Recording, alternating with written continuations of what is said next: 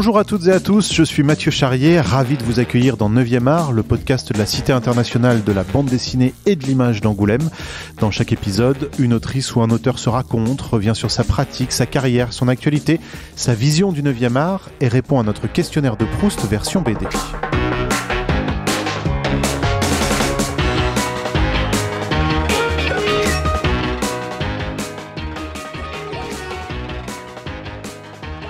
Bonjour, je suis autrice de bande dessinée depuis une vingtaine d'années environ et je travaille à la Couleur Directe. Bonjour Otsamama. Bonjour. Et merci d'être là aujourd'hui avec nous, à l'occasion notamment de la sortie de ta dernière bande dessinée qui s'appelle La Meute, avec Cyril Herry au scénario. On va avoir l'occasion d'en reparler. Tu as déjà publié une dizaine de bandes dessinées pendant ces 20 ans de carrière. Avec ce trait, cette peinture même, tu le disais, puisque tu travailles à la Couleur Directe, tu peins tes planches. Là aussi, on aura l'occasion d'en reparler. Mais d'abord, donc, cette Meute sortie chez Futuropolis, véritable coup de cœur en ce qui me concerne, aussi bien sur le fond que sur la forme. Je vais tenter de résumer le livre, même si c'est plus un livre d'ambiance qu'un livre avec un gros suspense, même s'il y a une histoire. On est dans un petit village en apparence paisible, 2 ados, Marina et Victor, qui fuguent pour trouver refuge dans les bois. Victor, il a tout prévu, notamment le duvet, il connaît cet environnement, il veut pas perdre de temps, surtout pas être attrapé par les gendarmes, sauf que, dans le même temps, un troupeau vient d'être attaqué par ce qui semble être un loup. Et ces deux histoires vont réveiller les peurs et les rancœurs de tout le village. Nous, on est dans l'intimité de ce village, dans les familles, dans l'intimité de ces jeunes ados. On est au cœur des commérages, puisqu'évidemment, tout le monde y va de son analyse de la situation. D'abord, quand Cyril Herry te propose le scénario, puisque c'est lui le scénariste de cette bande dessinée, qu'est-ce qui t'intéresse, toi, d'ailleurs, aussi bien sur l'histoire que sur l'interprétation graphique que tu vas pouvoir en faire ? Alors, sur l'interprétation graphique, je ne me suis pas posé la question. Enfin, quelque part, j'ai laissé venir et je ne le projette pas forcément à l'avance. Enfin, je fais plutôt confiance en ce qui va se passer. Et par rapport à l'histoire, déjà, j'avais confiance en ce qu'il écrit, parce que j'avais lu donc, ses livres avant. C'était une rencontre. Donc, de toute façon, je partais avec un bon a priori. J'avais envie de travailler avec lui. J'ai eu la sensation qu'il allait parler d'un univers qui lui était propre, pouvoir parler de la psychologie des personnages, parce que c'est quelque chose qu'il fait très bien. Et donc, j'avais envie de le suivre. Parce que Cyril Herry, c'est plutôt un auteur de romans. Je crois que c'est son premier scénario de bande dessinée. Oui. Comment il en est arrivé là, justement ? Tu dis c'est une rencontre, mais comment ça s'est fait ? Donc, on s'est rencontrés à Polar Rencontre. C'est un festival qui réunit bande dessinée et littérature. Et donc, j'ai eu un prix une année. Lui, il a eu un prix aussi pour son livre. Donc, on nous a donné nos livres respectifs à lire. On s'est revus l'année suivante. On a sympathisé. C'était juste avant le premier confinement. Et donc, on a eu envie de travailler ensemble. Quoi qu'il aurait proposé, j'avais envie de le suivre. Et c'est vraiment la rencontre ces rencontres de festival, quoi, où tu te retrouves à découvrir des auteurs que tu connais pas forcément. Et qu'est-ce qui t'intéressait dans son travail là, en l'occurrence, tu parlais des personnages, mais même dans son travail en tant que romancier. Après, c'est assez indescriptible. C'est quelque part quand le fait de me reconnaître d'une certaine façon, même si c'est un univers qui est très éloigné du mien, même par rapport à la forêt, c'est pas quelque chose que je connais, qui m'est familier. Et pourtant, j'avais l'impression qu'il y avait quelque chose d'assez viscéral qui pouvait me parler. Aussi l'intériorité en fait des gens, je pense que c'est ça qui m'a touchée. Mais c'est assez indescriptible, c'était là. Ouais, alors sur le livre en tant que tel, est-ce que tu te dirais que quelque part c'est une ode à la jeunesse ? Oui, il y a quelque chose d'absolu en fait, qui me parle, que je trouve beau. Enfin, j'ai encore plein de rêves qui sont encore là. Et le titre, La Meute ? Là, j'aurais du mal à expliquer. En fait, le titre, on l'a cherché beaucoup. C'est l'éditeur qui l'a trouvé. Et je le trouve très bien. J'ai envie de dire qu'il est assez ouvert, qu'on peut l'interpréter. Enfin, moi, je ressens comme ça, qu'on pourrait l'interpréter de différentes façons. Et c'est ça que je trouve chouette. Parce qu'il y a la référence au loup, évidemment, qui se déplace en meute, mais aussi la meute des habitants de ce village. C'est comme ça que moi, j'interprète en tout cas. Mais comme c'est pas moi qui l'ai trouvé, je reste en retrait.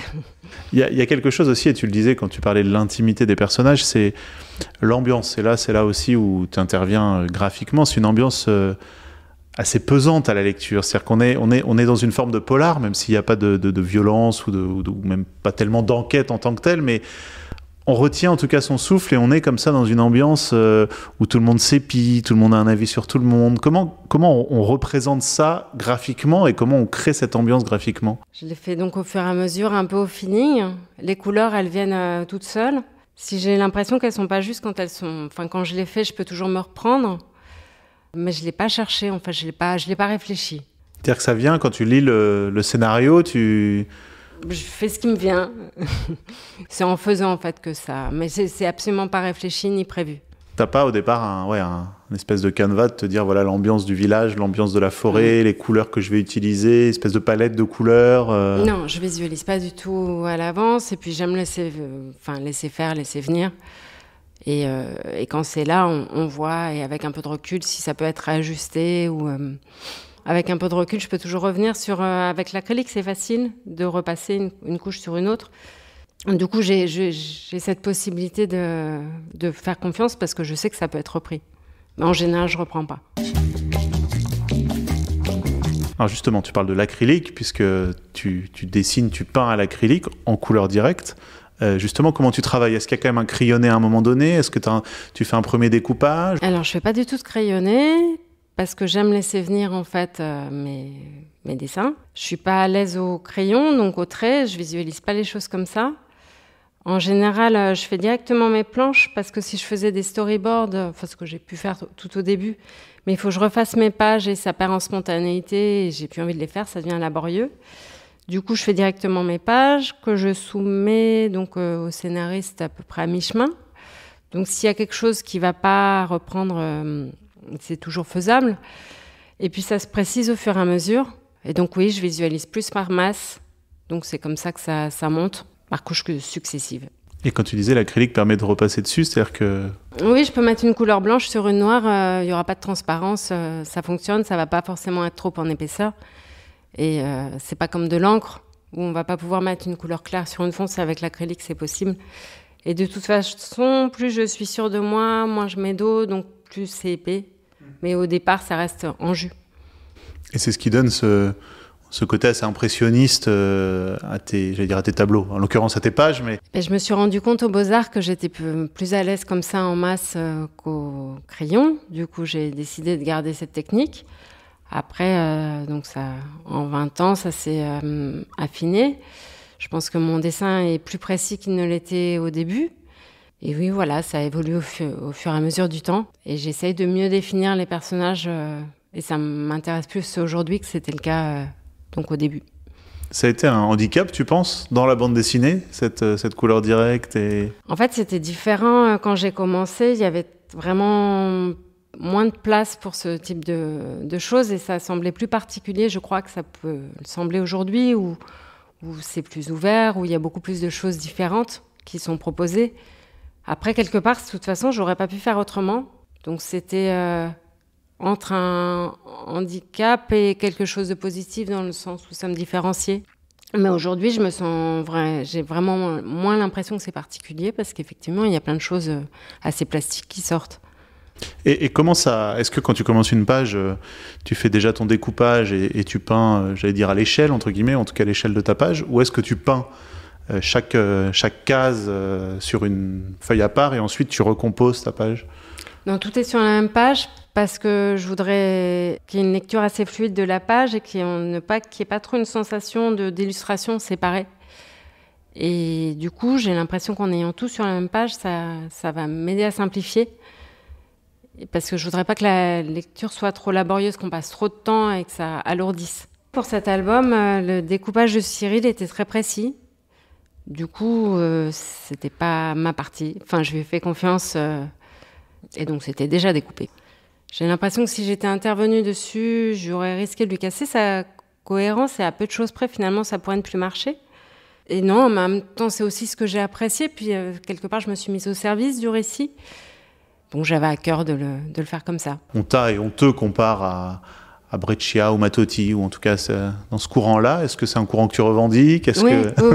Oui, ça a été vraiment deux personnes très importantes dans mes débuts et qui me sont restées qui sont toujours là. Disons qu'il n'y a personne qui a pris cette place dans ma tête, en fait. C'est ceux qui m'ont ouvert la porte, qui m'ont permis de penser que c'était possible. Donc, c'est resté comme des références indétrônables. Tu as été formée à l'ESI, ici, à Angoulême, où tu enseignes encore aujourd'hui, d'ailleurs, à Angoulême, dans des écoles. Est-ce que c'est un territoire, parfois on l'imagine, très foisonnant pour les autrices et les auteurs ? Est-ce que c'est quelque chose que tu ressens ? Alors moi j'ai adoré ces années étudiantes. J'ai eu l'impression qu'à Alési, on nous a permis de nous trouver en tant qu'auteur entre guillemets, mais on a eu vraiment beaucoup de liberté pour définir ce qui nous était propre, pour se chercher. Et donc pour ça, j'en garde vraiment un très très bon souvenir. Oui, la bande dessinée est vraiment importante à Angoulême. C'était très important pour moi pendant longtemps. Aujourd'hui, je pense faire un petit peu moins partie de tout ça, mais c'est toujours là, ça porte. On ne se sent pas seul. On sait que c'est là, si on a besoin. Et c'est en sortant de l'ESI que tu publies ta première bande dessinée, qui s'appelle En série, qui je crois est une déclinaison de ton projet de fin d'études. Et c'est l'histoire d'un tueur en série. J'avais lu un livre d'Elroy qui était Ma part d'ombre, qui était autobiographique, qui m'avait inspirée, qui m'avait parlé à ce moment-là. Et donc ça s'est fait tout seul, oui. Parce qu'après, tu changes complètement d'univers. Bessie Smith, c'était une commande. En même temps, elle a un univers une vie assez tragique, Bessie Smith. Donc, j'ai retrouvé quand même quelque chose qui me parlait. Et ensuite, tu pars dans le fado. Là, c'est ta période très musicale, finalement, ces 2 albums. Je pose la question parce qu'en ce moment, il y a une exposition à la Cité sur les liens entre pop, rock, musique et bande dessinée. Comment tu dessinais la musique à l'époque et dans ces 2 albums et après tu vas plus revenir sur ce thème-là si je dis pas de bêtises, mais comment on dessine la musique? Je me suis pas posé la question. Pour le fado, moi, en entendant rien que le nom, c'est la mélancolie, moi, qui m'a parlé, enfin qui me parle. Donc c'est peut-être plus ça qui a pu me porter pendant que je dessinais. Et non, moi j'écoutais en parallèle, mais pour Bessie Smith, j'étais restée dans des teintes très limitées, c'était avec du bleu. Mais ça n'a peut-être pas vraiment de rapport avec la musique. Ou peut-être. Ma réponse, ouais, peut-être. Mais non, je l'ai écouté en parallèle, mais je me suis laissée porter par la musique, mais je me suis pas posé la question. Ce qui est intéressant, c'est de noter qu'à l'époque, tu faisais scénario et dessin. Là où aujourd'hui, en tout cas dans les dernières que tu as publiées, tu ne fais plus que le dessin. Pourquoi ? Je crois que c'était un peu lourd à porter de faire les deux. C'était beaucoup de travail dans un sens comme dans un autre. Je pense qu'au niveau du scénario, je ressentais peut-être plus de choses à dire. En tout cas, c'était là, dans mes 2 premiers albums où je les ai écrits. Aujourd'hui, je saurais pas forcément quoi raconter, ou peut-être plutôt que je me rends compte qu'il y a des gens qui le font de façon professionnelle, très bien, sûrement beaucoup mieux que je pourrais le faire. Que ma part au niveau du dessin, c'est déjà beaucoup. Que tout donner, c'est ce que j'essaie de faire quand j'y suis, c'est beaucoup aussi. Et donc pour l'instant, j'en ressens pas la nécessité. Tu as travaillé sur 3 livres avec Denis Lapierre. C'est lui qui t'a permis cette transition finalement de prendre conscience du fait que voilà, tu pouvais t'éclater autant, voire plus, à faire que le dessin. Avec Denis, c'est moi qui l'avais contacté en fait, parce que je voulais me reposer, ça me repose pas non plus, mais ne pas faire le scénario, ne pas avoir cette charge. Et effectivement, même au niveau du dessin, il y a déjà beaucoup de travail à faire. Donc oui, avec lui, je me suis rendu compte que ça me soulageait. Et en plus, ce qui est chouette aussi, c'est il y a un échange. C'est plus chaleureux quand on fait tout. C'est vraiment beaucoup à porter. On est seul. C'est une charge en plus. J'ai besoin de le partager.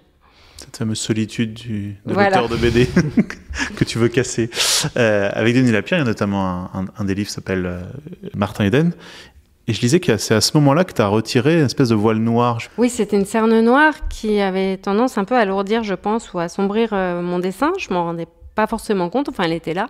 Et en fait, j'ai fait de la peinture à l'huile pendant un temps sur des toiles. Et du coup, je l'ai enlevée parce que c'était plus de la BD, c'était de la peinture. Et donc, quelque part, pour moi, j'avais envie que ça s'ouvre, que ce soit plus lumineux. Donc, elle est partie d'elle-même sans que j'y ai réfléchi. Et puis, du coup, elle est partie. Dans la bande dessinée aussi.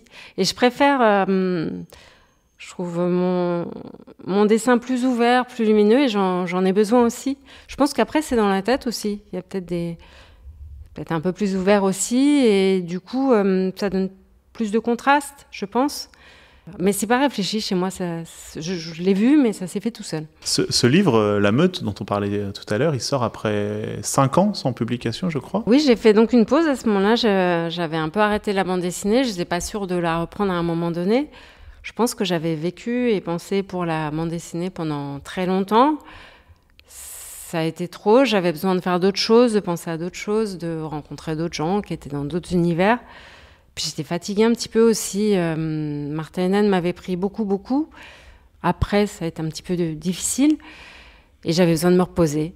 Pas être dans cette pression constante dans laquelle je me mets, où je suis quand je suis sur un projet de bande dessinée, où finalement je vais me priver de tout un tas de choses pour être à ma table à dessin. Donc voilà, j'ai eu besoin de faire une pause. Ça m'a fait beaucoup de bien, je ne regrette pas.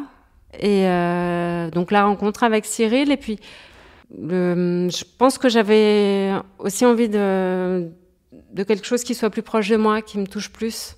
Et donc voilà, cette rencontre m'a permis de m'y remettre. Et t'as envie de repartir tout de suite? Oui, j'ai envie de repartir. C'est pas, là, je prends un peu le temps de réémerger, mais oui, on va refaire un projet ensemble, mais plus tranquillement. J'enchaîne moins vite qu'avant. Et ben en tout cas, on conseille aux gens qui nous écoutent de lire cette meute avec Cyril Herry au scénario, dont on a compris que vous alliez retravailler ensemble du coup pour le prochain, et c'est publié chez Futuropolis. Otsamama, c'est le moment où on passe à notre questionnaire de Proust version BD. Est-ce que t'es prête? Oui. La première BD que tu as lue? Alors j'en ai plusieurs. Je pense à Donald, c'était Picsou Magazine, que j'aimais beaucoup. Et puis il y avait les Rahans aussi, qui étaient chez ma grand-mère. Donc je ne saurais pas laquelle pourrait être la première, mais en tout cas, c'est mes plus anciens souvenirs qui me restent. La meilleure BD de tous les temps? C'est Maos, d'Art Spiegelman, qui m'a vraiment profondément marquée. Et avec les chats et les souris, il l'a vraiment, vraiment bien traité, d'autant plus que c'était un témoignage, que c'était autobiographique. Oui, Maos. La plus belle couverture de bande dessinée? Alors là, je pense, j'en ai peut-être deux à Feu de Matoti. À ce moment-là, quand je l'ai découverte, je me suis rendu compte que c'était possible d'être fait en bande dessinée. Il y a beaucoup de liberté, c'est expressionniste. Et sinon, il y avait Le bruit du givre de Matoti aussi, que j'ai beaucoup aimé. La plus belle case de bande dessinée? Donc là, je pense à celle de Breccia qui a dans Le cœur révélateur et autres histoires extraordinaires. Donc il y en a plusieurs qui m'ont beaucoup marqué. Certaines en noir et blanc, avec un noir et blanc très tranché, et d'autres en couleur directe, qui sont très libres.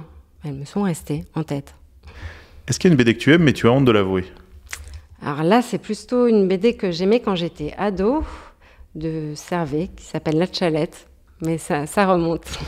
Et j'avais la sensation que le dessin était peut-être un petit peu classique, il y avait quelque chose où... Mais bon, ça me parlait. Ton personnage de BD préféré? J'aimais beaucoup Agrippine, qui était vraiment de son temps et qui avait un caractère très marqué. Et ton personnage de BD détesté? J'ai pensé à Gargamel, mais là c'est par empathie pour les Schtroumpfs, mais ceci dit, il est très sympathique en méchant. Tu dessines dans le calme ou en musique? Plutôt dans le calme, en musique parfois, mais j'aime bien le calme. Couleur ou noir et blanc? Couleur. Voilà. J'ai jamais de noir et blanc, est-ce que tu as quand même... Si, j'aime le noir et blanc, je l'aime plus quand il est très tranché, sans forcément de gris, quand c'est plus graphique, avec vraiment du noir et du blanc. Et pour finir, est-ce qu'il y a une autrice ou un auteur qu'on ne connaîtrait pas forcément et que tu voudrais nous conseiller? Je pense à Maïté Grandjouan, dont je connaissais le travail en tant qu'illustratrice, ou les affiches qu'elle a pu faire. Son album qui s'appelle Léna la très seule, où il y a de très belles atmosphères, une ambiance qui est particulièrement réussie. Je trouve ça superbe. Eh ben merci beaucoup, Otsamama, d'avoir joué le jeu. Merci. Et donc on lit La Meute, qui est publiée aux éditions Futuropolis.